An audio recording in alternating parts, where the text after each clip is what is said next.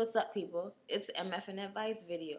I think this is volume 8 or 9. I don't know. I've been making these videos all week.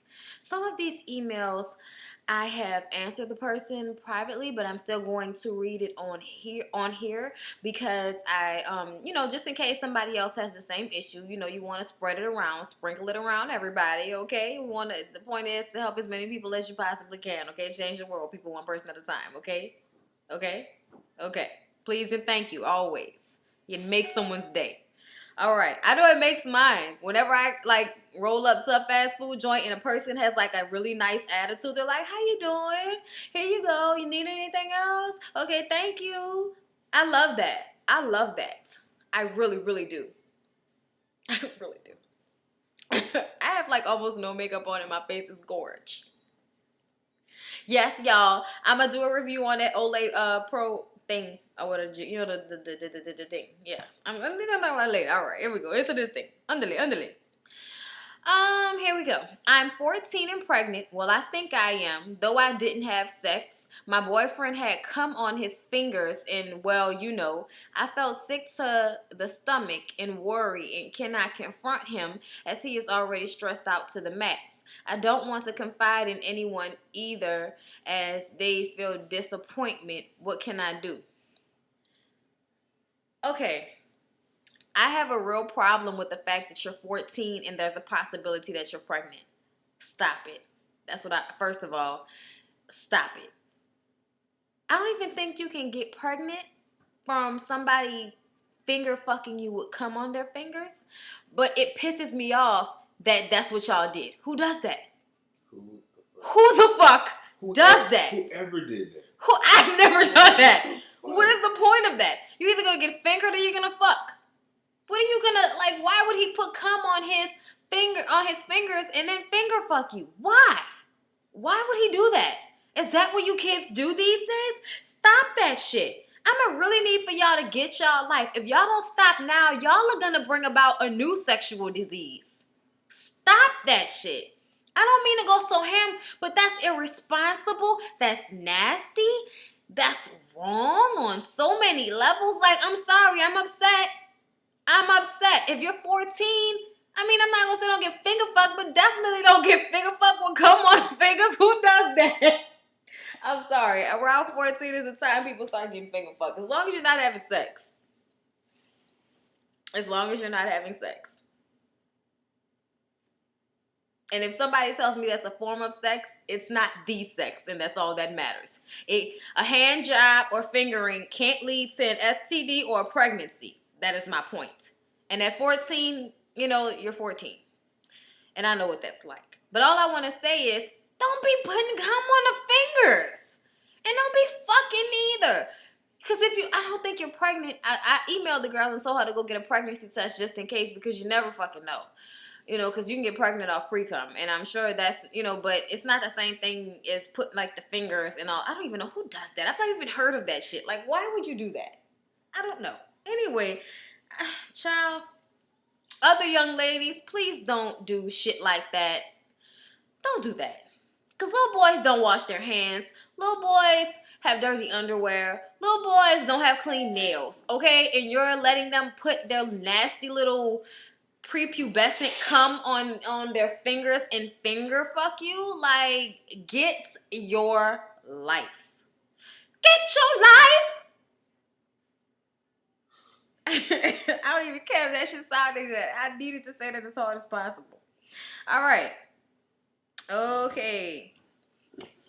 Let me see how fast I can read this, and I hope you all can comprehend it. Okay.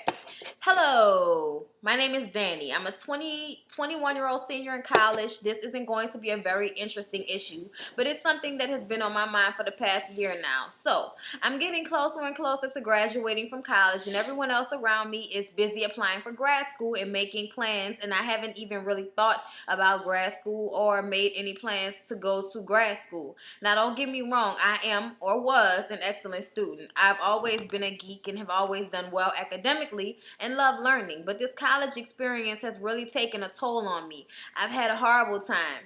You see, I go to a mostly white college in Mississippi, and I've just had to deal with so much racism and segregation and crazy stuff that's taken a toll on me. Also, I was depressed a lot in college, and I even failed the class. After failing the class, which caused me to have to drop out of an honors class to drop out of honors college, as well as cause my GPA to drop. I haven't been able to recover from that because I've always been the good student. Another reason is that I just don't want to make this big decision and end up regretting it like I do going to this college. Yet another reason is that since I've dealt with all this racism and saw how easy these rich white kids have it, who you telling? All they have to do is use mom and dad's connections. I'm afraid of being overlooked for a job or not accepted to grad school due to racism. So after I graduate, I really don't know what I'm going to do, and I haven't really thought about it, which isn't like me at all. I just don't know anymore. I'm not super depressed anymore. Neither am I worried about this, but it's just a little weird to me that I don't feel anything anymore. What do you think I should do? Is this normal? Yeah. It's normal to get comfortable and not dealing with things. It's easier to not deal with it because it's scary. It's scary. You don't know what you're gonna do. You don't know if you're gonna fail. You don't know. You don't want to be where you are. That's for sure what you know. You know that. So I would say look at colleges in other cities. Get the fuck out of Mississippi for God's sakes. Like get out of Mississippi. We're in New Orleans. UNO has grad school. Ain't that much racism in New Orleans. Not that much.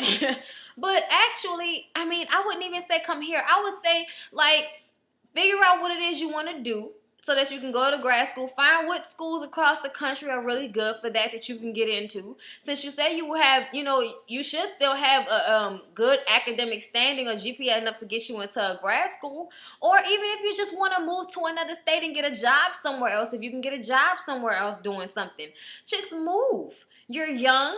I understand that you're young and you might be afraid and, it's dangerous out here and all of that. But people get up and leave from their hometowns on their own every damn day. And so can you. Everybody else can do it and so can you. You do not have to stay in Mississippi if you don't want to. You're 21 years old. Get up and move. Go to a school in a different state. Like, somewhere up north. Go to New York, girl. Go to Miami. Go to Miami. Go to Atlanta. They got Google black schools in Atlanta. You've had your little white education. Now you can go to a black grad school. I don't know. Ooh, what about D.C.? D.C. has some good Howard and shit. I bet you they have good grad. Yeah. Okay. Like, just think of somewhere else you want to go. And other people, stop being scared to get out of your surroundings. Like, really, stop doing that shit. Like, I don't know if that's your hometown or not, Mississippi, but the South might be your hometown. Go get Barack. That's him jumping on the door. It's cold out there. Anyways, don't be afraid to leave. I left. My dad just got sick and I had to come back, but I do plan on leaving again one day. I don't plan on living here my whole damn life, okay? But I'm just saying, like, just think about it. Don't always be so scared to get out of your element because you might find yourself being more, being happier. So, yeah, that's my advice. Next letter.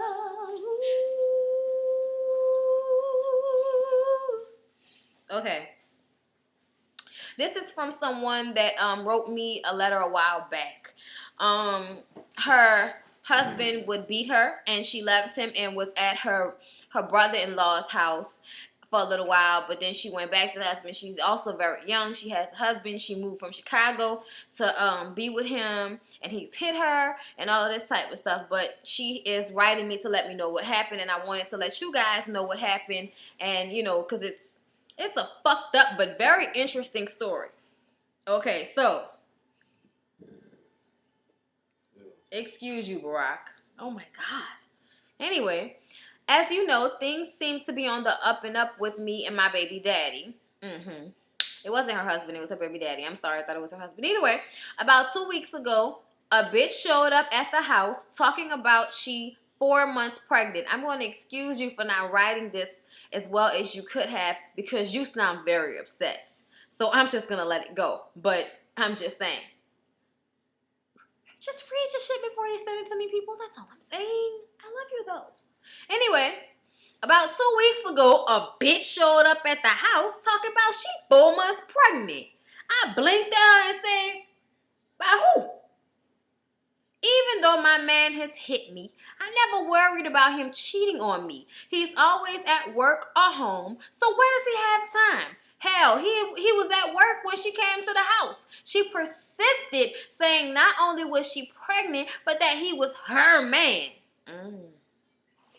The hoe tried to tell me off, saying you don't understand him and you mistreating him. She went on to talk about how he cried about how hard he worked to take care of me and I don't do anything but complain. I accept a lot of things, but for some reason I couldn't deal with a hoe, let alone a pregnant hoe, trying to tell me about my man. So we started fighting and her friend in the car got out and broke it up. I felt bad because I looked back in the house and my son was standing there watching. And you also should have felt bad because she was pregnant. No matter how ignorant the bitch was, if you would have fought her and something would have happened to her baby, bitch, that's involuntary manslaughter. Ain't it?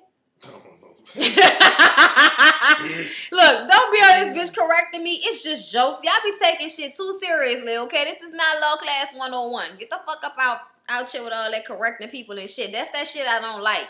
Sometimes just keep your shit to yourself. Sometimes I don't give a fuck. I don't be want to say that, but sometimes I don't give a fuck. I don't give a fuck about what I messed up on. It's like, you know, fucking homework. It's YouTube. Get your life. Get your life. Yes. Anyway, I went back to the letter, but girl, yeah, you fighting a pregnant bitch. What's up with that? I went to talk to his mama, who's, I ain't gonna lie, it depends on how pregnant she was. I ain't gonna front on you. If it was still, you know, an idea and a dream, then, bitch, if it's still, you know, far from view, knock that out. She doing too much. Anyway, I don't promote violence. I went to talk to his mama, who stayed down the road, about it. She simply told me, maybe you're not doing enough to keep his interest. A man wouldn't be a man if he didn't look at other women. Besides, she's just a hoe. You're his woman. Like that made shit better. I'm a stay-at-home mother with a 1-year-old and I do my own hair, but I can only get what he gives me. I can only get what he gives me money for because I'm not working. I moved to Mississippi because he begged me. I could have stayed in school and been at home with my mother, who I no longer speak to because she said if I leave her house, don't come back. Yeah, that's what you should have did. Sometimes people should just really listen to their parents. Seriously. Anyway, but, you know, we won't mince meat. Anyway, when I confronted him that night, he told me to get out his face. I guess that hoe warned him, and so he was prepared. He's smiling and shit like it's a game. He told me it was one time he was drunk at his play brother's house, and she took advantage of him. I was so mad that I kept yelling, and he jumped at me like he was going to hit me, but stopped himself and said, you lucky I'm in anger management. I'm trying to be a better man, but you keep pushing me. I love you. That's why you hearing that hoe ain't. He left out the house and didn't come back till 4 in the morning, drunk as hell, knocking over shit.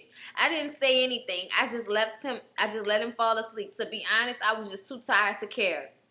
My birthday was Monday the 22nd, and he gave me some money to go get my feet and hands done that morning. When I came back, he had a suitcase at the door with my baby bag on top. This nigga gave me a train ticket back to Chicago and said he was sick of me trying to change him. And if it wasn't for him doing the right thing and taking care of me and his child, I would be like the rest of these struggling single mothers out here. I wasn't even mad anymore, just hurt like hell. So I did what you told me to do the first go round. I took that ticket, my baby, in a suitcase and got on a train. All I did was love this man, have his son, and want what was best for him, and that wasn't enough. I don't know what else I could have done. I'm back in Chicago, and fortunately, my cousin took me in.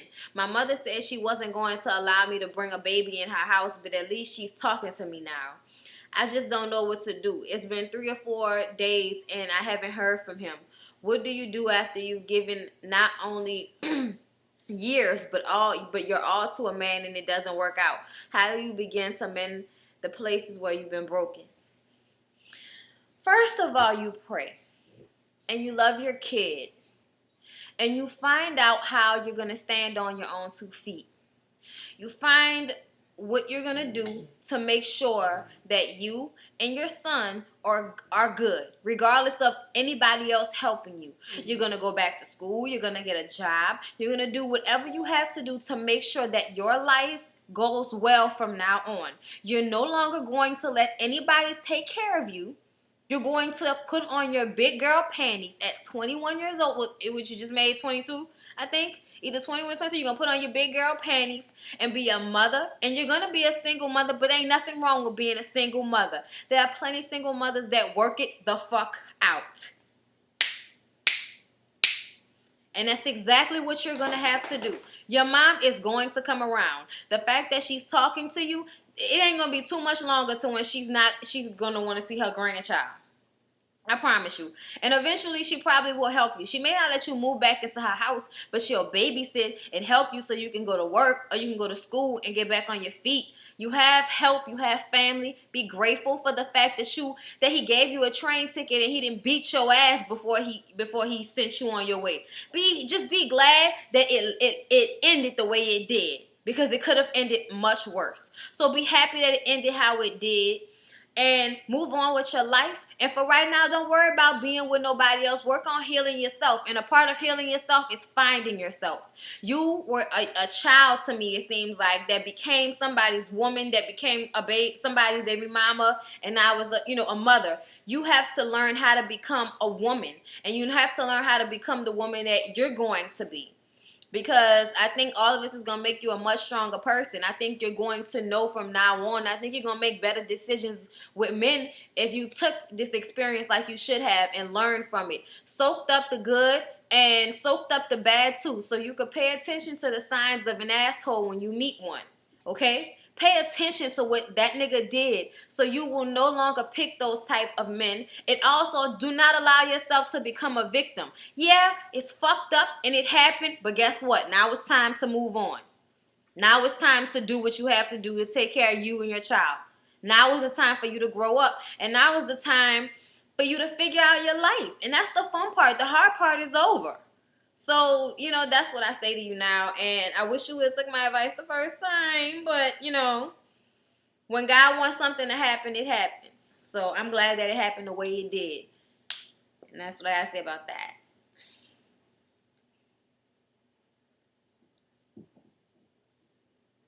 Okay, here we go. I'm 20 years old. I'm the youngest of 5. To make a long story short, thank God. Thank God. I've pretty much always felt alone because I didn't grow up around my brother or sisters. My mom is always working and my dad has a severe alcohol addiction. So he's mentally disconnected from the world outside of a bottle. I felt so alone that when I moved to a new state, I started looking for attention. I found it in an older guy, thought we were in love, and got pregnant toward the end of my junior year. The guy left after I refused to get an abortion. It kind of hurt, but I was determined to make a good life for my child. I was able to graduate early. I got a job, enrolled in college, and I believe I'm doing a really good job with my baby. Here's the problem. I've been single without sex for 3 years now. I was really hurt by the whole situation that I decided not to have sex again until I get married. Simply because I want to make sure that the next guy I'm with will be the real deal. I don't want another relationship based strictly on sex. With that being said, I have not had any luck with men. It's getting harder for me to remain single and happy because I see so many females putting everything out there, and most guys nowadays are so drawn to that. I really don't want to lower my standards simply because I don't want a lot of guys coming in and out of my bed, let alone in and out of me and my daughter's lives. So what advice can you give me as far as how to remain happy and single? Is it really too much to ask to wait until I get married to have sex? Confused, please help. No, it's not too much. First of all, I need you to get online. You can check out Candy's Goodies. Google, if you have a sex store in your city, wherever you may stay, Google your sex stores, get you some vibrators. There are some really good dildos that have vibrating heads that are really, really good. The beads in the middle, it's a really good one. It's a good investment. Stock up on your batteries and get your life. Honestly, that was one part. That's the physical part of it. Now I'm gonna tell you the emotional part. The emotional part, the hard part, I understand how hard that is, because when you don't want something, when you see everybody else has something and you don't have it, and you know you deserve it, and you know that's all you need for all your pieces to come together for the most part, and it's not happening. I know exactly how that is, but the whole idea of it doesn't come until you stop looking for it is so very, very true. It is so very, very true. I was alone for a long time before me and this nigga got together. Okay? I was alone for a long time, and I think the reason why I had to be alone is because I had to get comfortable being alone. After a while, I was in my apartment by myself. I had a nice place, and I was chilling. I was doing good in school. I graduated from college. I was working 2 jobs. I was doing it. I was straight.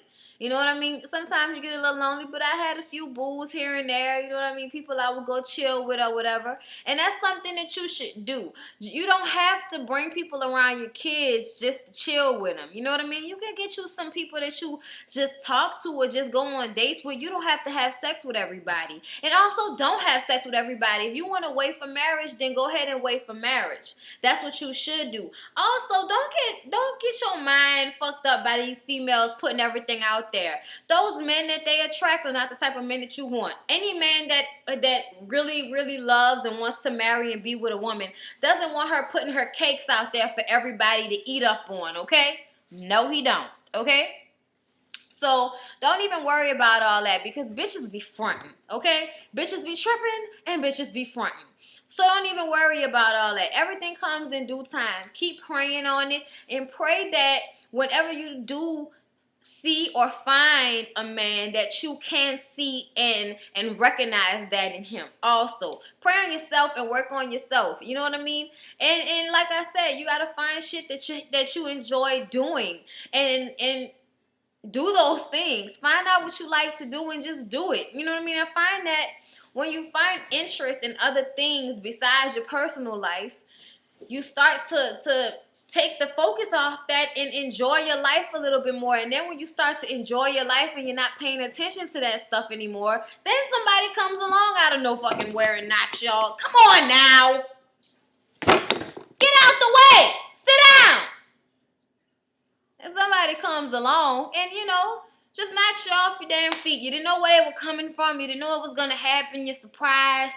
And everything is wonderful, okay? All I'm saying is, don't rush it. Take your time. It'll come. Pray. And get you some sex toys. I mean, that's the best advice I can give you. Okay? Now, all people take my shit with a fine-tooth comb. It's your life. It's only my advice. But that's what I suggest. Okay, you guys. A while back, a girl emailed me about her, about this guy that she was dating, who wanted to marry her, and she wanted to be celibate until they got married. And I told her to keep doing that. So she did. She said that, she's still celibate. They still waiting until they get married, and everything's cool between them. They're supposed to be getting married in July of 2014 or something like that. Girl, that's too long. But anyway, she says that she's about to get married, and her best friend of a lot of years, who is along the way been very shysty, like basically bringing her to a fight unaware that she was about to fight somebody, just acting like, oh, we about to go walk around the corner, and she ended up getting into a fight with her best friend's sister friend or some stupid shit like that. Over a boy. Then it's just the letter was kind of confusing to me about who was doing what. I wish she would have just said the people names. I don't know them, and I'm not about to read this. She could have just said, could you not say their names, but at least so I can understand who did what. But either way it goes, it sounds like to me she got a shiesty ass friend that's repeatedly fucked over her, but she for some reason keeps forgiving the girl and still loves the girl because she hasn't had good experiences with women. Let me tell you something. You probably won't have good experiences with a lot of bitches. You probably won't. At the end of your life, you're probably not even going to have that many friends. You have a man that is your best friend, and you have family. That's really all you need. You don't need bitches to be in your wedding and be your friend and all of that, especially bitches like that. To me, it sounds like she's consistently been a fucking hater. She's consistently not been a good friend, and you were kind of so wanting to have a girlfriend that you were constantly accepting her bullshit. That's what it sounds like to me. And it seems like her not answering, the girl is not answering her right now, and she was supposed to be in her wedding, I think. And she not answering the phone for her, nothing like that. And I'm like, I think that this is God showing you once again that this is somebody you don't need in your life. I don't think you should try to talk to her anymore. I think you should just let it go. I think that you're about to embark on a new part of your life. You're about to become a wife and possibly soon a mother. And you don't have time to be babysitting lame bitches who don't know how to be happy for their friends. Nobody has time for that. Life is too short to be worrying about other people's negative ass feelings when you're trying to be in your happy right now. Okay? You are trying to be in your happy moment right now. You know, you're about to get married. That's the awesome time in somebody's life when you feel so in love with another person that you want to spend the rest of your life with them. And she is basically ignoring you in order to, it's like, you know, she's jealous. And she said that the girl's old man treats her like shit. And she does any and everything for this man, and he still treats her like shit. And she wishes that her friend could find a man like hers. She's not going to find a man like that because she's not the same type of person. To me, she sounds like a shiesty bitch, and what goes around comes around. I'm not saying that every woman that has a shitty man is a shiesty bitch. I'm not saying that. But in her situation, to me, it sounds like it's karma. You know what I mean? The energy that you give out is what you get back. That's what this letter seems like to me. So I think that you should just let it go. I think you should just let her go and you know, just focus on your marriage and your life. And you'll one day maybe find another female friend you can be friends with. But at the end of the day, who the fuck cares when you got a good husband and you got family? So that's what I think. And that's my advice. Oh my God, can I get a short letter? Okay. Can I just get one short letter? Can I get one letter that's not like, I'm sending you. I'm just saying. Okay, I read that. This is really long. This is really long. This is really, really long. This is long. Okay, this is better. Okay. I have a friend. I'm going to read the other ones tomorrow, but it's late. So this is going to be my last letter. Anyway, I have a friend that has been married for 10 years with 5 kids.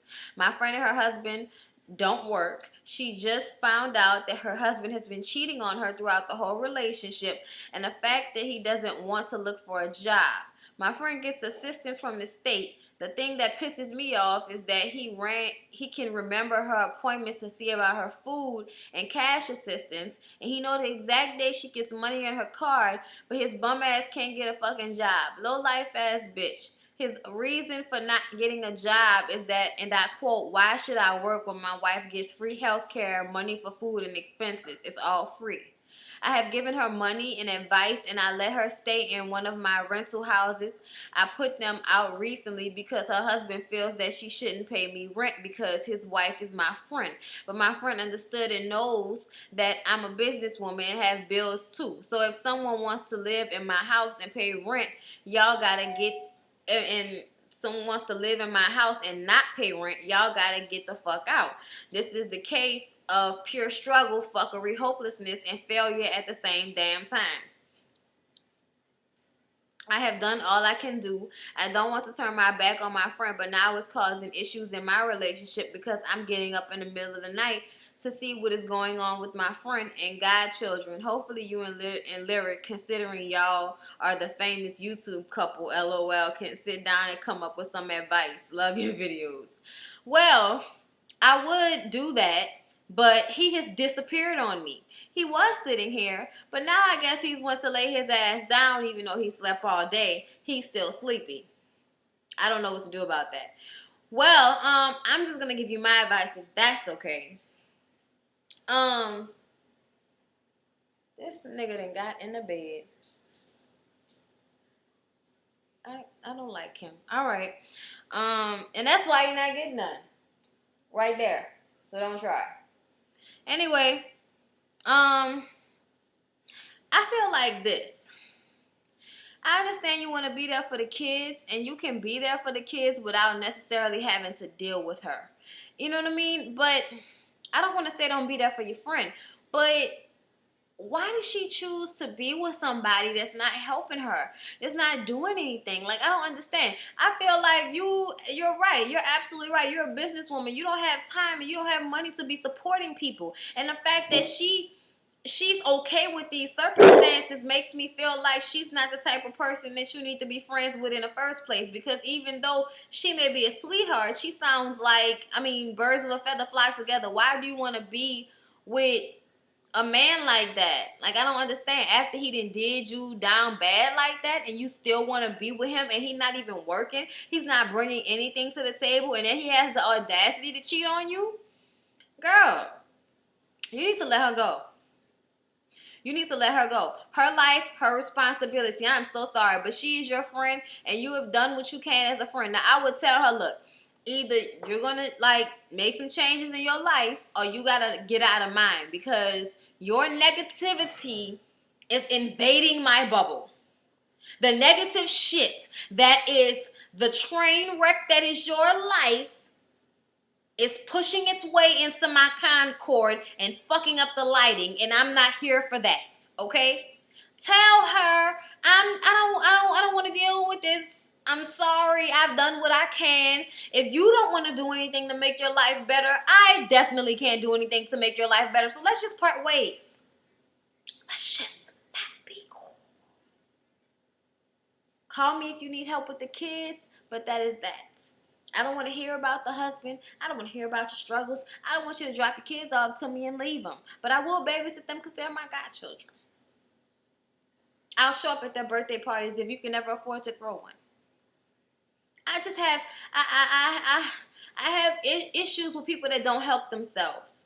You know what I mean? You can only cry for a person so much. You can only have sympathy for a person so much until it starts to invade in your happiness. And that's when you got to draw the line. That's when you have to draw the line, because your well-being is more important. I'm going to be real.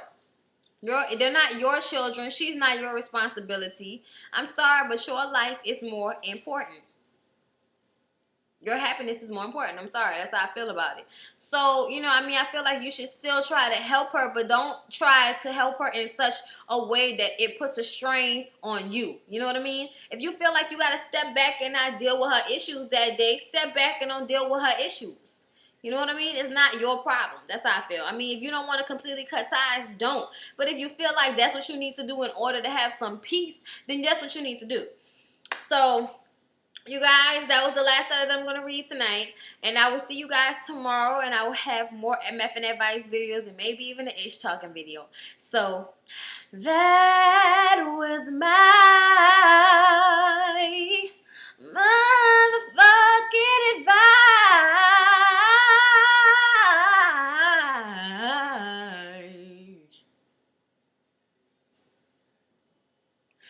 That was my motherfucking advice.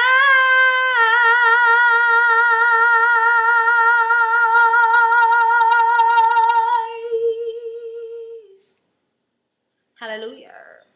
Peace.